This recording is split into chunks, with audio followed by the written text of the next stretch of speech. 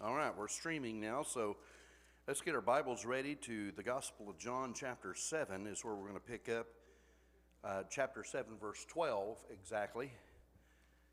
This is session 4 of our Encountering Jesus. Tonight's lesson is called Deconstructing Jesus. I think last week it was Defining Jesus, and earlier it was Discovering Jesus. We tend to be critical of what we don't understand. It intimidates us. And very quickly, we make rash decisions on whether or not we want to pursue interest in that or just go on because we don't understand it. The two options are maybe to investigate it or just eliminate it. But when it keeps approaching you and that new fandangled contraption that they have where you thought you didn't need to begin with keeps approaching you and other people keep trying to tell you, hey, you need one of these, then you either have to give it a try or you try to deconstruct it and say, that's not for me. I can remember when Windows 3.1 first came out. Y'all remember that? Jay, that was before your time, I bet. 3.1, you remember that? Or was it 3.11? I don't remember if it was 3.1 or 3 point. But anyway, I always thought, well, where was Windows 2.0 or 1 point? You know, it was 3.11. What was before Windows 3.1? Do y'all remember? No, way further back than that. How many of you remember MS-DOS? MS-DOS was the precursor to Windows 3.1. Windows was the first Windows. Windows 3.1 was the first Windows. What? I have no idea. I'm not going to talk to you right now. He's the computer guru up there. Okay. All I remember is this. In high school, we had the Radio Shack TRS-80s.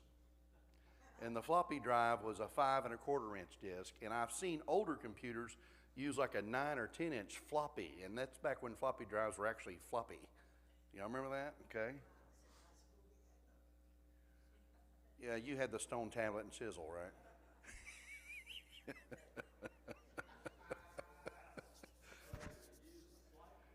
When Windows came out, I had several in my church at the time who refused to go to Windows, who said, we like MS-DOS, and that there was no need to go to that user-friendly stuff and that they would do the programming through MS-DOS.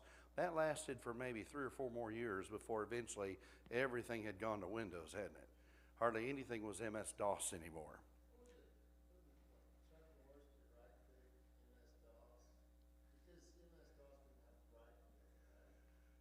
Well, I don't remember much about MS-DOS to be honest. I mean, right-clicking was not a thing as other than in the context of Windows, I think, because all you had was lines and commands, and you know you had programming. The only thing I knew how to program was how to repeat a word on the screen. You know, I could type it in there, a command. I forget how to do it now, but you had these basic commands. All I knew was BASIC. And of course, there was Fortran and Cobalt and other computer languages that I never learned. But when Windows came along, then a lot of us could get on board and do things like play Lemonade Stand and Oregon Trail and Minesweeper, right? You remember Minesweeper. Okay. How about those phones? You had the first bag phone, okay? You remember how heavy those were and had antenna on it, and some of them looked like the old phone that went up on the wall. I mean, it had the handheld receiver that was like that, even in the almond color or whatever. And then I had the bag phone that we had to use as bus drivers. And then it hadn't been too far back. Julie will attest to this. She's not in the room tonight, but Randy Logan, when he was our maintenance director and transportation director at school, refused to go beyond a flip phone. How many of you still have a flip phone? Dennis does. I love it when they flip it open and they're trying to get the little tiny buttons and they're trying to figure out how to operate the flip phone, okay? Funny thing about that is I now have the phone that folds. The screen folds, and it's got two screens, one on the out and one on the in. It's like a phone slash tablet. It's amazing, isn't it, how massive and powerful just your phone is compared to computers 10, 12, 15 years ago. It just amazes me. My phone I can use for the Bible on one side, notes on the other. I can use it as the remote to control the screen if I wanted to. I mean, it's really cool, and no matter what you want to do in life, there's an app for that. But there are still some people who are stuck with, I'll never go from a flip phone. Guess what? I found out not but a couple of weeks ago, Randy Logan now has a different phone besides a flip phone. So I only bring those items up because we are sometimes sticks in the mud. You know, that expression just means we won't change our ways. We don't want to change our ways, and when we have to, we will do it kicking and screaming. The elimination option motivates us to dispel, dismantle, and deconstruct, or even destroy evidence of credibility. And that's what the teachers of the law, the Pharisees, and the chief priests will try to do with Jesus. The number one reason why anyone goes the route of deconstruction is because they feel threatened and they refuse to think objectively. In other words, they're wearing blinders or what we call tunnel vision.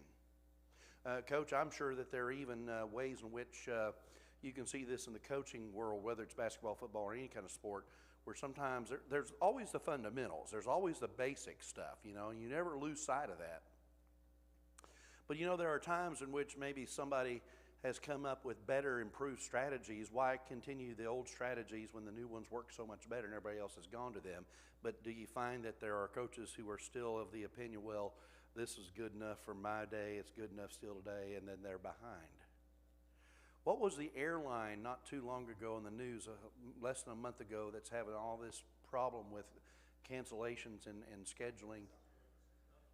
And they had a spokesperson that had come out and said, the reason we are this way is because everybody else has we have a point-to-point paradigm, and everybody else had the hub system. They were just admitting to us, we are stuck in the old ways. Yeah. It's just the structure was wrong, wasn't it? The structure and the communication to that structure was way behind the times. You think that also can happen in church? Church can be stuck because people are stuck in the mud or sticks in the mud, and churches can be behind. I still think there's validity in having gospel meetings, but let me ask you, when's the last time you've heard of a gospel meeting that went like it used to, a week or 2 weeks long, and was evangelistic and had lots of baptisms? When's the last one you've heard of that? The gospel meetings I see today that I have actually attended, and you know, on our Sunday drives, we've gone to a few churches that were having a gospel meeting, is really more in-house than it is evangelistic outreach. You know, I can remember studying about the history of the churches in Texas, and T.B. Larimore at the turn of the century, not the last one, but the one before that, toward the late 1800s, 1900s, he was a restoration icon in Churches of Christ, and one of the things that he was known for was having conducted the longest gospel meeting on record at the Houston Street Church of Christ in Sherman, Texas. It was 5 months and several weeks long, and several baptisms, 250 baptisms, maybe over 1,000 restorations, something like that. That's a method that is not as effective today. I wonder why that is. Could it be because people have more options of doing things on a weeknight? Oh, yeah. I mean, I can remember the gospel meetings that are a week long, but by the time I'm out of high school, most of them were 3-dayers, weren't they? It was either Sunday through Wednesday or maybe Thursday through Sunday.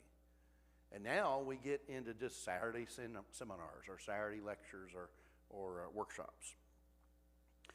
I'm not trying to be critical of any one of those things necessarily, except for the fact that there are people who resist the change when change is required or needed. Sadly, in this case tonight, it's the religious people of Jesus' time that were the most skeptical of him. The religious people, the ones that you and I would have thought, if we were to put money on it, we would have thought they would be more in tune about what a Messiah and the significance of a Messiah would be when the Messiah came into this world, and we would know more about how to identify the Messiah than anyone else, were the ones that were most against him. And I believe it's because they felt threatened, and they failed to think objectively. And that's a problem. And Jesus will often bring that up, and he will not mince points here. He will say it like it is. What's the expression? Papa would say, how the cow eats the cabbage. Whatever that meant. He would not mince words. We're going to look first of all at chapter 7, verse 12. The Jews at the festival. There's a festival going on. And some are saying at the festival, they're whispering, Jesus is a good man. But others are saying, no, he deceives people. That's what he's about. He's a deceiver. And you get both opinions being whispered because they did not want to attract the attention of those that could, let me see if I can find the text. No one would say anything publicly for fear of the leaders. Verse 13. Now let's stop here for just a moment and let's say, let's ask,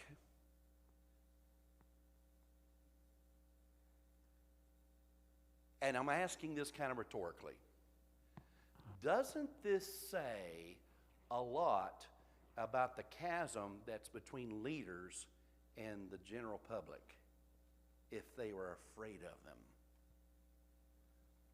Doesn't that say a lot just right there? For fear of the leaders. Let's keep this to ourselves. Even the ones that were opposed to Jesus are still whispering. I think that's kind of interesting. Now, in the middle of the festival, in other words, the festival is halfway over. However long, it's the Festival of the Tabernacles, I think. It's probably a week long. I probably should have studied this. Is this the 7-week one or is this the 1-week one? Let me go back here for just a second. Let me pick this up. Festival of Tabernacles. I don't know if this is a week long or however long it is. It's in the midway point that Jesus enters the scene and he goes to the temple courts and he begins to teach. The Jews were perplexed with how much Jesus knew, and it was causing them difficulty in understanding how can he get up there and even be a teacher and talk like a teacher and know the stuff that obviously he knows when he's not been trained.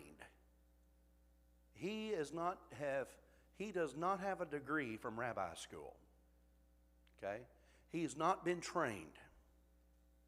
Jesus responds, this is in verse 16, we'll read this. Jesus answered, my teaching is not my own. It comes from the one who sent me. Anyone who chooses to do the will of God will find out whether my teaching comes from God or whether I speak on my own. Whoever speaks on their own does so to gain personal glory, but he who seeks the glory of the one who sent him is a man of truth. There's nothing false about him. Has not Moses given you the law? Yet not one of you keeps the law. Why are you trying to kill me?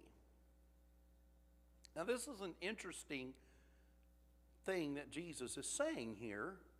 It's obviously true. One of the things you might remember about Jesus is when he would be with a crowd of people, oftentimes after having heard him teach, they would come away with the conclusion, he doesn't talk like the others do. He speaks as one who has what? Authority. And what that meant was, he seems to know what he's talking about. He doesn't have to cite or quote other people. Like, well, Rabbi so-and-so back in Theology 101 in my Hebrew class says this. Therefore, this is what I promote. He's not quoting any rabbis. He's not using citations. If he had gone to rabbinical school, let me tell you, he probably wouldn't have passed on his research paper because he didn't cite enough sources. At least that's what they would have thought. I believe that he would have, but the source that he would have been citing would be the law of Moses, the writings of God. And that's why I think he puts that in there. You have Moses, don't you? Can't you tell where my authority is coming from? I'm not speaking on my own, because if I were doing that, I'd be like the one that wants my own glory. And then he throws that in there, why are you trying to kill me? They accuse Jesus of being demon-possessed, verse 20. Because he implied that they were trying to kill him. They say, "How? You're demon-possessed. Who's trying to kill you?" We're going to come back to that in the discussion in just a moment. Jesus points out then their fallacy in regards to their Sabbath day practices. You see, they are hung up on something. At this festival, there's something else that's kind of already primed the pump as to why the Jewish leaders, the Pharisees and the chief priests, don't like Jesus. That last miracle he did, it was on a Sabbath. It was on a Sabbath.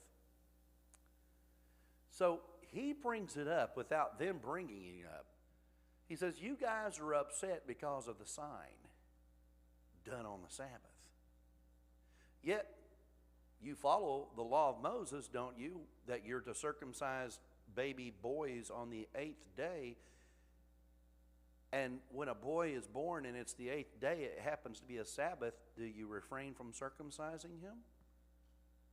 Circumcising the boy would be considered work based on the other definitions you have of work. And yet I can't heal a man, helping him out, giving him improved health and outlook on life, a changed life just because it's the Sabbath. I've got to hold off. Now I'm saying this the way that I'd imagine this conversation would go today to help us be more familiar with the vernacular. But that's basically, in essence, what he's saying. He tells them this in verse 24, stop judging by mere appearances, but instead judge correctly. There are other occasions there's many occasions where the Sabbath day is the point of contention that they have with Jesus. Do you think that if you were going along and your oxen falls in the ditch, you wouldn't help that oxen out? Oh, it's the Sabbath. We can't do that. He's got to be there stuck. Tomorrow we'll come back. We'll try to get him out. That's probably what they're thinking, yeah. And by this time, there begins to be more talk. In verse 25, again, we're in the middle of this festival. Now it's still whispering, but there's still more talking going on. The talk concludes this, verse 25. Isn't this the man they are trying to kill? Now he asked, why are you trying to kill me? And they say, you're demon-possessed. Who's trying to kill you? But others in the crowd knew that there was an attempt to try to kill him. That's why Jesus would say that. Here he is speaking publicly, and they are not saying a word to them. Do the authorities think he really is the Messiah? Don't they know where he comes from? What was their hang-up about the origin of what they thought the origin of the Messiah should be? But obviously Jesus didn't fit that pattern. What was their hang-up? Well, one of the things they say is, no one knows where the Messiah comes from. But then a little bit later on, the point's made loud and clear. You should know that no prophet comes out of Galilee. It's supposed to be Bethlehem. We know the story, don't we? We know the city of David's involved. But he's not coming out of Bethlehem when he starts teaching. He's coming out of Capernaum in the area of Galilee. He's been raised in Nazareth. That's what we know about him. He comes from humble beginnings. Even the people from his own hometown say, isn't this Joseph's son? Isn't this the carpenter's boy? Isn't this? And this is where Jesus says, no prophet's not without honor except in his own hometown or his own country. This is a local boy here. He's not the Messiah. You talking about him? No. That's their skepticism. They're talking more at the festival. And, for example, Jesus replied to them in verse 28. Jesus, still teaching in the temple courts, cried out, "Yes, you know me. You know where I'm from. I'm not here on my own authority, but he who sent me is true. You do not know him, but I know him because I am from him, and he sent me." And it says next, they tried to seize him, but no one laid a hand on him. And you'll find this is repeated throughout tonight's lesson because his time had not yet come. Now, what does that look like? I'm thinking it looks like this, but something's preventing them from laying hands on him. I don't know what that is. We're not told exactly. On one occasion, he's able to slip out. But there's attempts to try to get him, detain him, capture him, arrest him. There's this talk of we need to kill him. Already this talk's going on. Many in the crowds, however, believe in Jesus based on the fact no one else was doing more miracles than he was. Who else is doing more miracles than he? Sure, he's got to be the Messiah. Who else can do that? The Pharisees find out about all the whispering, and now the whispering goes to chatter that's out loud, and they order temple guards, "Go arrest that man." Well, and they're perplexed at his teachings. And on the last day of the festival, Jesus stood up and said this in verse 37. 37, the last part of the verse. "Let anyone who is thirsty come to me and drink." We've heard this before, right, with the woman at the well. "Whoever believes in me, as Scripture has said, rivers of living water will flow from within him or within them." Okay? Some of those that heard him on this last day conclude he is the Messiah, and others still keep questioning his origin. But he's from Galilee. The people were divided because of Jesus. I want you to see that. Verse 43, "Thus the people were divided because of Jesus." Yes, Terrell.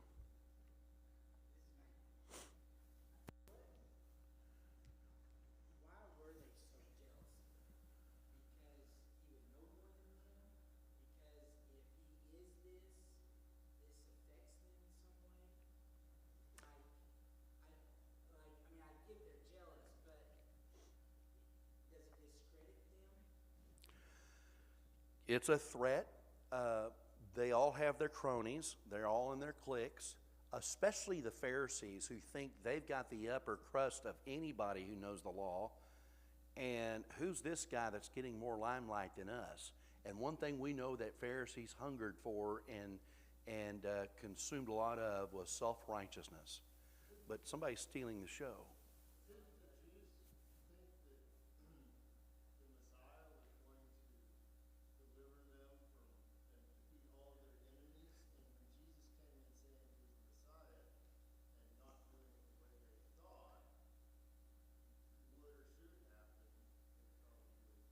Yes, and that actually, the emphasis of that throughout the Gospels or in the book of Acts too, the emphasis of that is actually that's a hang-up the disciples themselves have.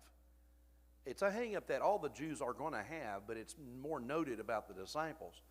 What they are exposed to because of Acts chapter 5, there have been many who have come as a Messiah impostor. And that's when Gamaliel stood up there in the Sanhedrin Council in Acts 5 and about verse 38 and 39 and said, "Leave these men alone. If it's from God, you can't stop it. If it's from men, it's going to come to naught. It's going to turn out to be nothing." And he gives examples. Don't you remember when so-and-so did this or that person did it? I think he gives two examples. I saw a hand up over here. Go ahead, Sam.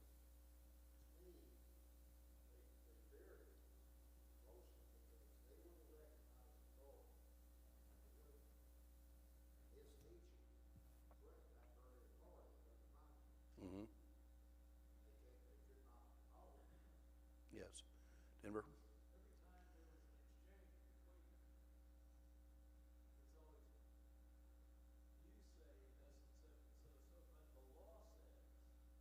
Yeah. Yeah. And you've got this wedge is being driven because they are already bent on they already have decided what they want to do with Jesus. It's preconceived now. They do want to kill him, but they're working their way towards that. Now, not all of them yet, but for the most part, these leaders are already down the path of eliminating, not investigating. What questions they do ask of Jesus that might even sound like they're investigating are more of an entrapment and loaded and not really honestly investigating. It's to try to help with their elimination cause. That happens with the woman caught in adultery in a little bit. So their agenda is already set. How hard is it when you put your foot down and say, this is what we're going to do, and I'm going to stick to my guns here. And then you're shown and presented with things that you should think otherwise about. But no, I've already got a safe face. I've already declared this is my intention. This has got to stay. Go ahead, Jeff. Does that sound like today?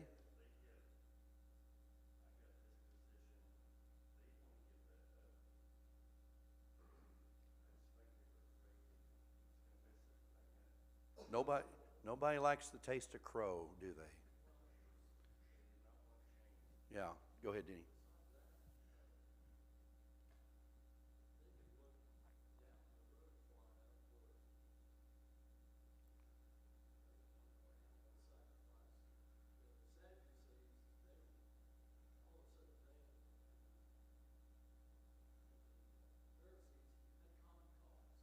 Yeah. Let me ask y'all a question. When you and I read of the Gospels, whether it's Matthew, Mark, Luke, or John, or anything else in Scripture about what's going on in the first century among Jewish leaders, do you get the idea that by and large these Jewish leaders really are anticipating the arrival of the Messiah? I don't. I don't think they're looking. I almost feel like they like it how it is. They have become complacent. And well, how quickly does this stuff go political? I don't know. You know, it's just it goes from just like that and it's all gone.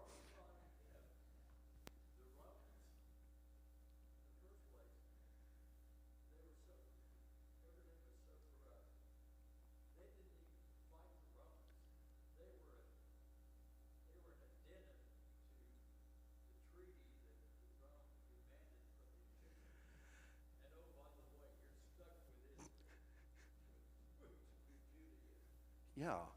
You know, I know that I've said different before, and I still hold to this. I think the general public of Jews during the first century really did despise the Romans.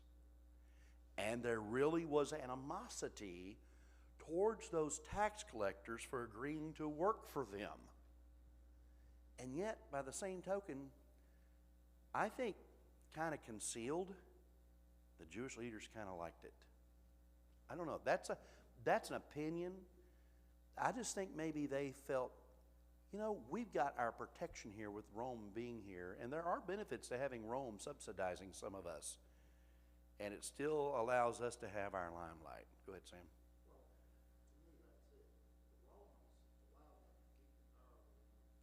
Mm-hmm.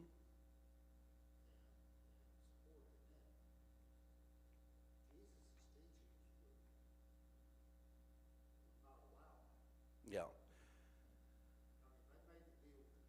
Right. You know, it's interesting. I just now considered this. I've always thought of this about Pilate's role. His role is to be stationed there as the governor to keep peace. That's what his job is. It's not to judge between Jewish matters of law or not. That's why he sends Jesus to Herod.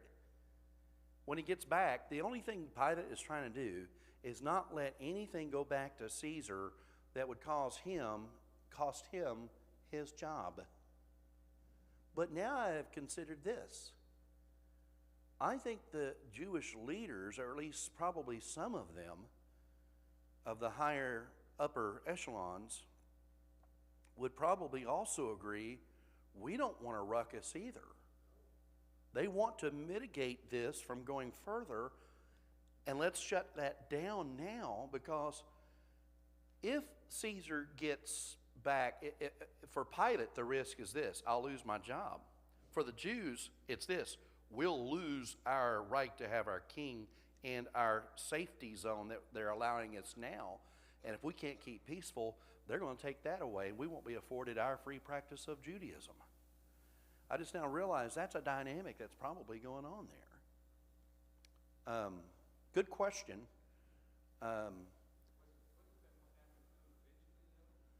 Yeah. Yeah. Yeah.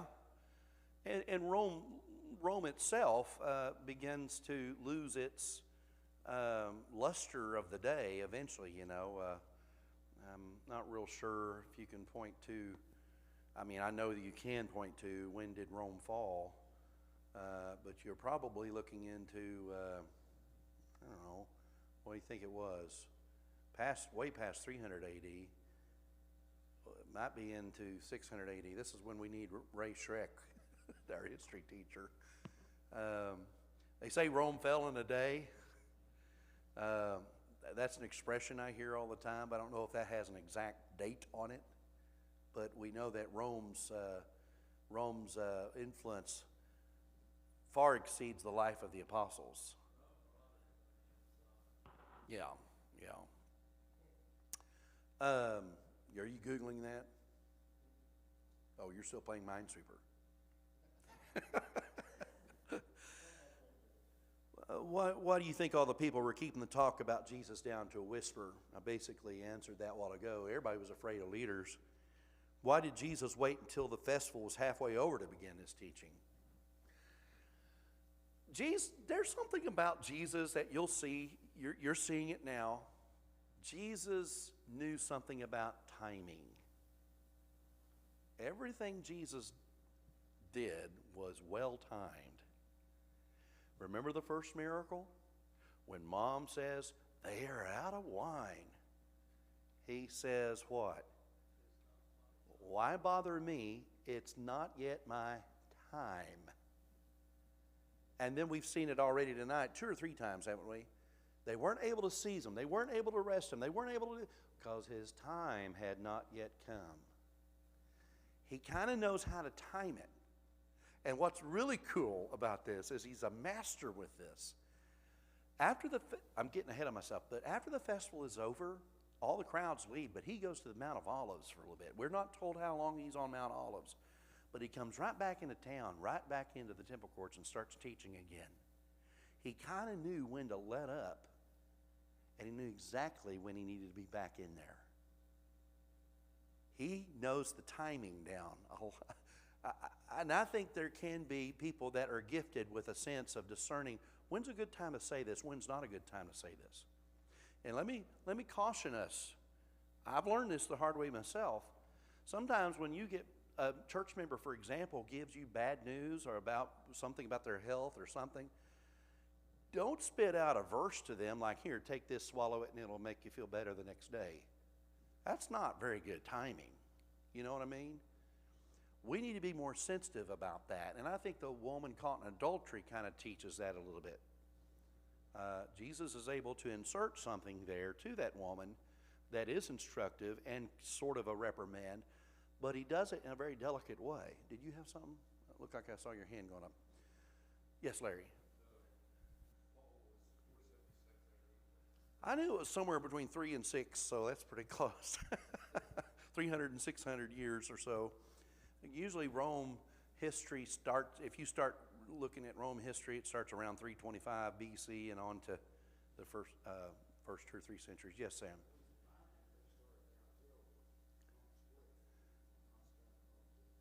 Yeah. Yeah, the Council of Nicaea in 325 is a big keystone landmark of how this starts splitting. You know, the Christians are coming in now as an official status among the Romans. Yeah.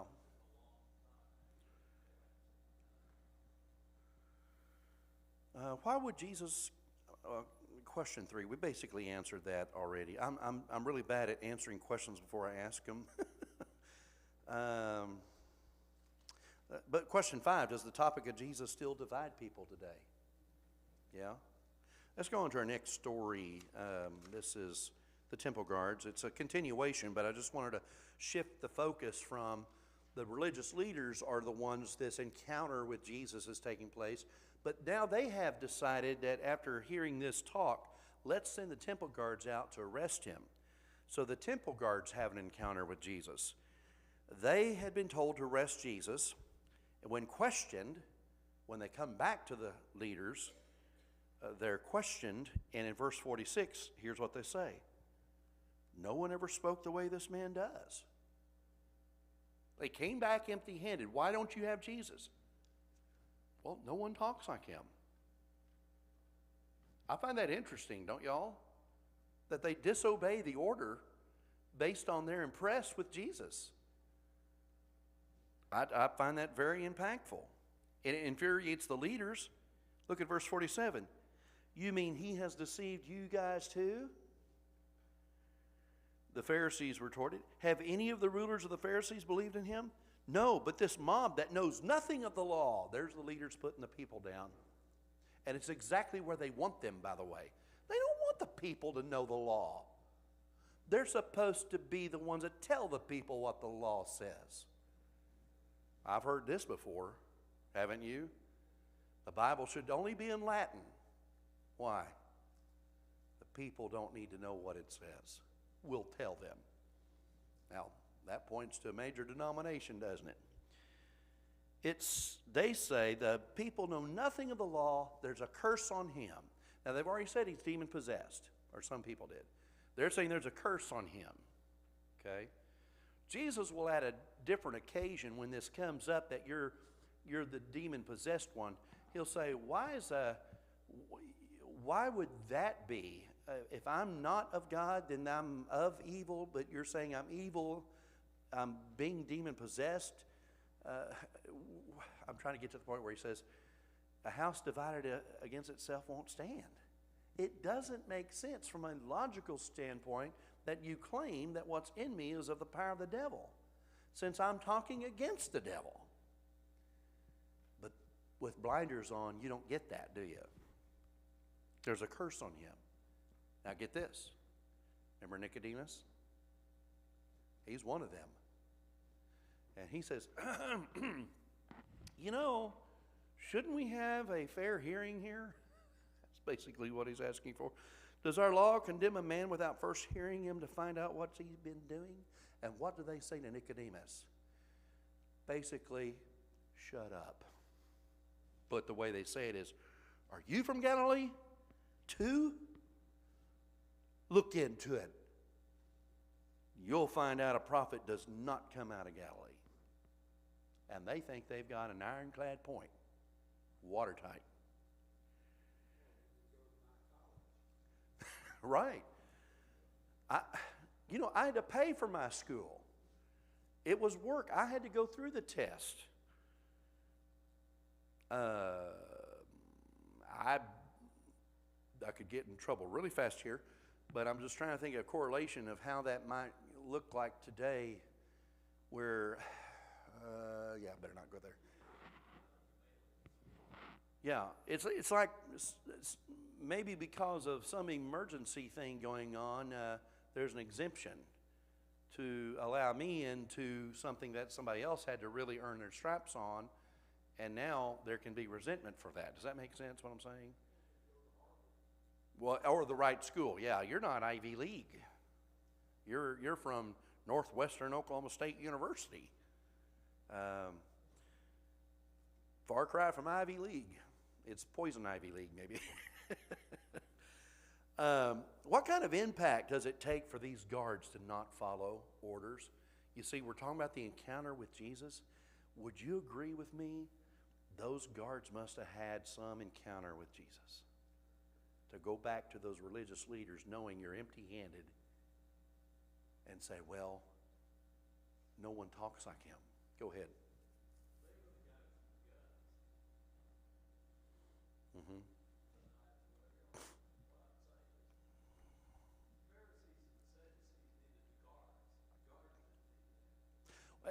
You know, that is true. The temple guards are probably Roman soldiers.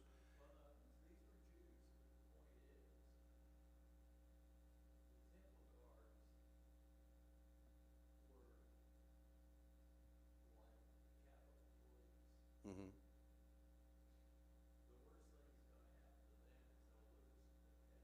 Hmm.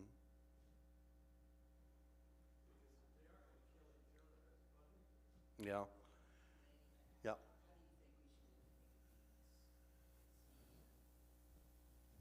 Yeah. That's the thing that, when I was telling you guys when we were looking at Nicodemus back in John 3 a couple of weeks ago, I was saying, I'm not sure if I know how to take him yet.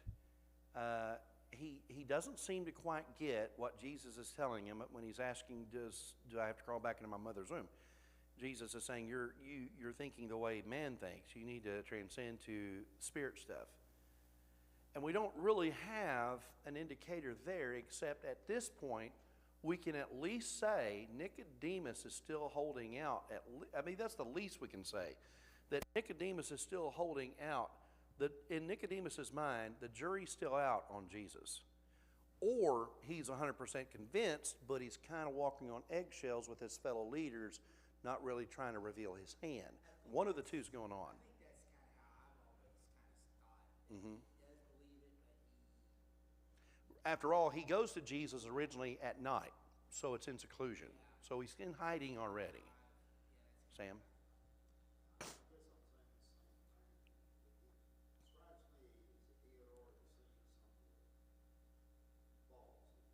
Mm-hmm.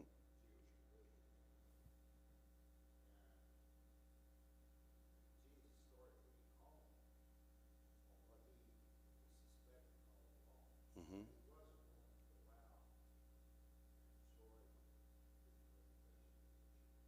Right.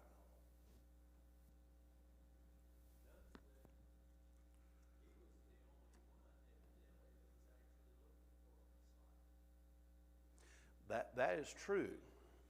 Now, I mentioned Gamaliel a moment ago. We read about Gamaliel in Acts. He's of the Sanhedrin. And I think Gamaliel is at least, again, it's one of these two. It's at least of the opinion that, hey, we really need to give him a fair hearing. Let this play out. That's his view. If this is from man, it's going to come to nothing. Why do we need to get involved here? Just like these other cases, it all went down the drain. If it's from God, though, you're going to find yourself fighting against God, and we're not going to win.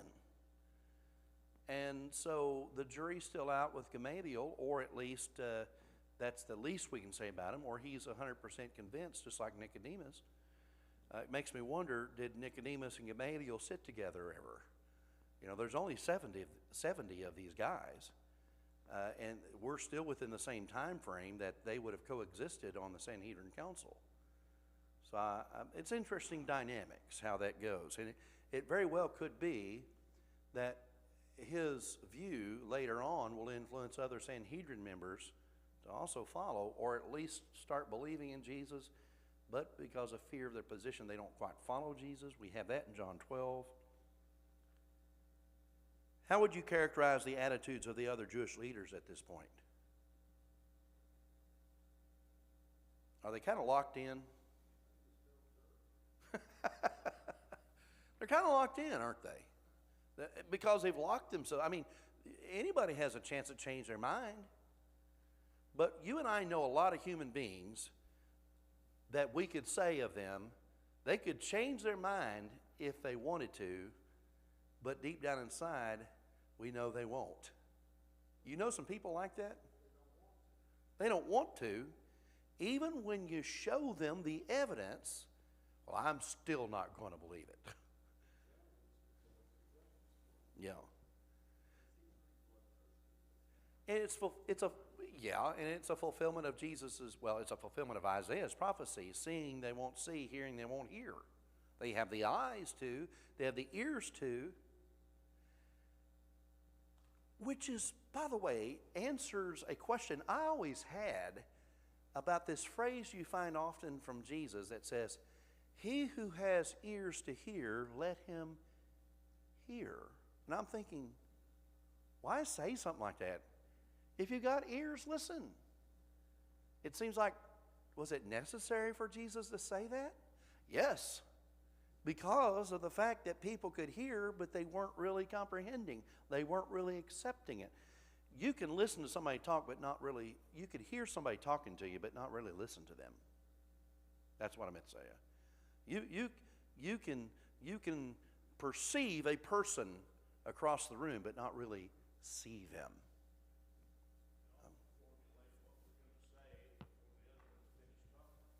Yep. You know, it's the most and this is not church business, by the way, Gail or David. It's irritating to have bosses in the past where when you're trying to explain something, they jump to a conclusion that you did not make, but they think it's that way, and then you're out the door and you didn't get your fair say in that. It's irritating. Let's go into the woman caught in adultery, chapter 8, verses 1 through 11. The festival is over. The crowds have all gone home. Jesus has gone to the Mount of Olives, but he comes back to the teaching area of the temple courts. And teachers of the law and Pharisees seemed like they almost had a plan in place for when he came back. Because here we've got a specimen that's worthy of trapping Jesus. A woman caught in adultery. Where was the man? You know, the woman caught in adultery. It takes two to tango, but they've only got the woman in custody. And they stand her before everyone and put Jesus on the spot with these words, verses 4 and 5 of chapter 8. Teacher, this woman was caught in the act of adultery. That's interesting. Caught. It's not that, teacher, this woman committed adultery. We've heard she committed adultery. We know that she committed adultery. Caught means it was in the act of committing adultery that she is found. And in the law of Moses, it commands us to stone such women. What do you say? We'll come back to this in the discussion, but I want to go ahead and ask this now for you to think about it. What did they hope to gain from such a discussion? If Jesus were to say, well, and why would they bring that up, by the way? The law of Moses says stone her, because Jesus has already told them, you've got the law of Moses, but you're not following it. Well, let's put him on the test. Will you follow it? And it doesn't go the way they expect. He gives an answer like he always does, one that they just comes out of the blue, out of left field for them. They're not expecting this kind of answer because he really doesn't give an answer. He stoops down the ground, writing with his finger. We could talk all day long about what is he writing. He stands back up and makes this statement that is often quoted, sometimes misappropriated when it's quoted, but it's a quote nonetheless. He who is without sin cast the first stone. How many of you have heard this before? How many of you quoted this before, right? This is a good quote. I think sometimes it's misappropriated to rationalize away sin, as if it gives you permission to go sin, and that's not what Jesus is doing here. But he is saying, any of you without sin, you can cast the first stone. Then he goes right back down to write with his finger. What does Jesus not do? Answer their question. What does Jesus do? It's not really in a question form, but it's typical for Jesus to do a question form back to them. And it does give them something to think about. So it really is a question. Well, he who's without sin cast the first stone is like saying, well, who here is without sin? Go ahead. So I think even though we don't have the question mark in the text, I think it's implied. Go ahead, Sam.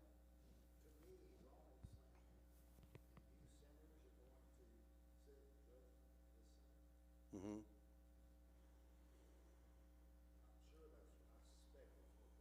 Mm-hmm. they don't know what to do with it because they just start walking off.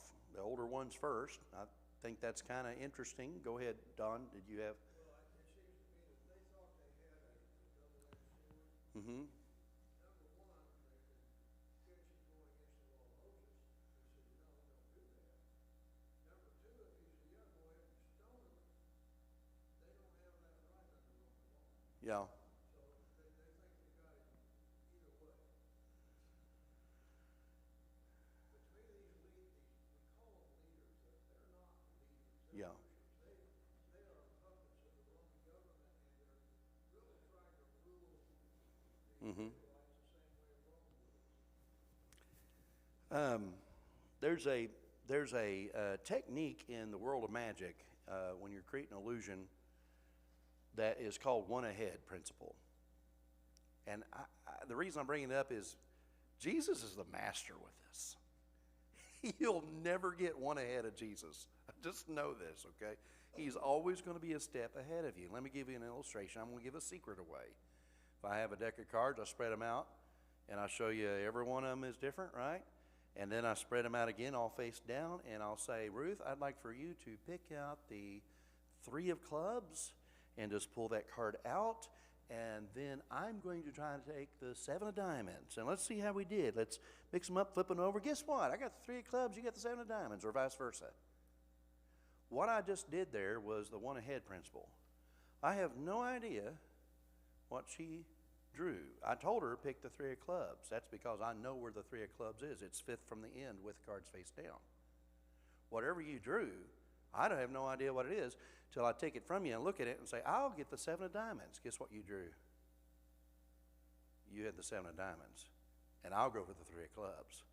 But when I turn them over, you're impressed thinking, wow, never saw a guy do that like that again. I'm only one ahead of her. That's what that is. And what that means is Jesus knew. And I think, don't you think that these guys go back to the drawing table and think, okay, that failed. What can we do next? That's good. Because this is not the last time they're going to entrap him with a question. And they'll think of a better way. And it doesn't matter how much they think they've got it improved. He's still one ahead. I love it. I love it. It's just awesome about Jesus. And he gets up and says, where are your accusers? He says, I don't have any. And he says, I don't condemn you either. But stop sinning. Go your way and don't sin anymore. I'm about out of time, but let me at least ask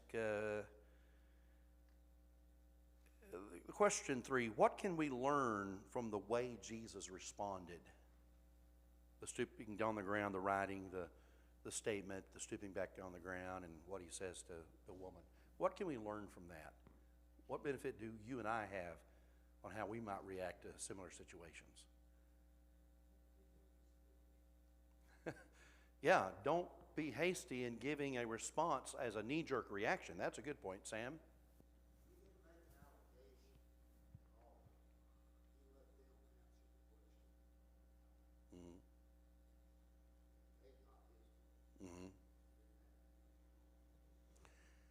And if you feel like there's something missing in this story, it's because there is. You and I are not privy to what he was writing on the ground.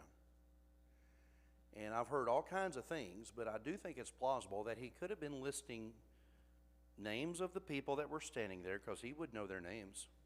Last night you were over here doing this. Joe, you were over there lying about this matter.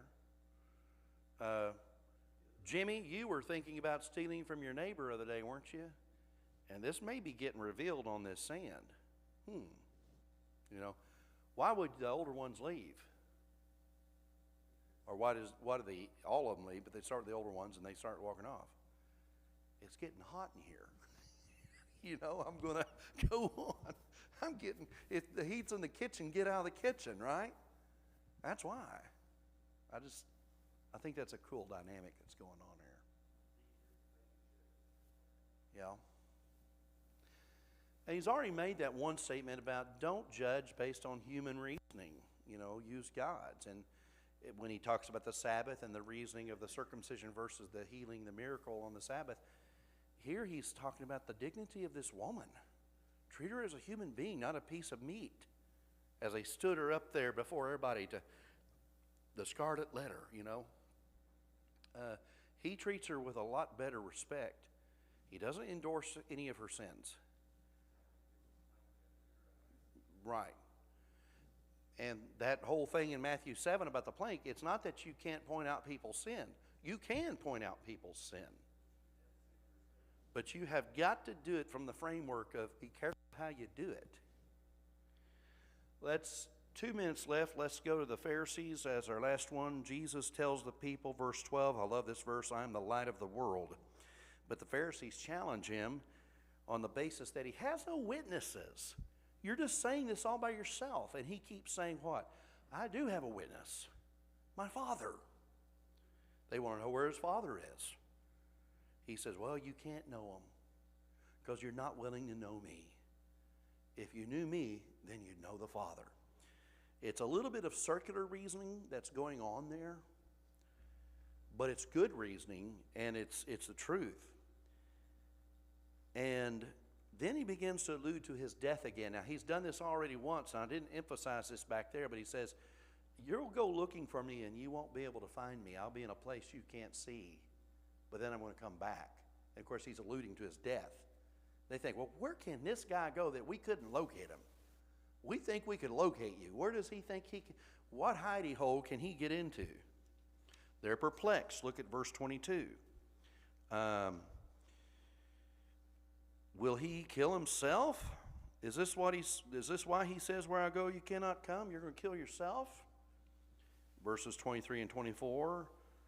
He continued, you are from below, I am from above. You are of this world, I'm not of this world. I told you that you would die in your sins. If you do not believe I am he, you will indeed die in your sins. Now verse 30 says, many of them believed him.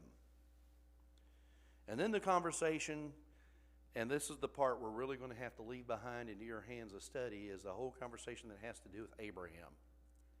Because they basically says, well, we've got Abraham as our witness. And Jesus, not in this particular passage, I don't think I saw it here, but there's another place where this conversation is being covered. They say, we're children of Abraham, and Jesus makes that point. God can raise these stones for children of Abraham if he wanted to. You know, don't let that be your clout. Don't let that be your basis. And then he makes this profound statement. I'm really doing this passage an injustice. We didn't cover it. But he basically says, before Abraham was, I am. Now, you and I might not get that, but they would have, because he just used a key, iconic description that is reserved only for the Messiah. The ego eimi, which is the I am statement that God himself made before Moses when he revealed his personal name to him. I am. That's his bold claim. I am the Messiah. And they pick up stones to kill him, but he slips away. Okay, we're over time, sorry. I wanted you guys to be able to at least look at this Matthew 10 passage where Jesus has a way of dividing people. He says in this occasion, I did not come to bring peace, but a sword. And it's going to divide father and child and so forth and so on. But he never loses control of situations. He impacts people one way or the other. He continues to stir belief in people today, but he also continues to divide people today. And in every one of these stories, I think, if I remember right, in every one of these sections that we looked at tonight, there is successful evangelism going on. Even in the most critical, heated moments, there's still some that are caused to believe because of what they're seeing and what they're hearing from Jesus. Even though the religious leaders are trying to drown him out, there's still belief going on. Which is why I think he came down from the Mount of Olives back into the temple courts that day, because he knew there were more people there that would start following. That's why it was worth it to him. Any other comments or questions? Y'all were pretty good tonight talking, although I still feel like I hogged the mic. I guess that's my prerogative. I'm the teacher, but I love it when you throw these good questions and discussions out. And Jeff, you even did good, and I guess I'll forgive you. Yeah, that's an inside thing, but I'll tell you more about it when he leaves. Okay, let's sign off. We do have some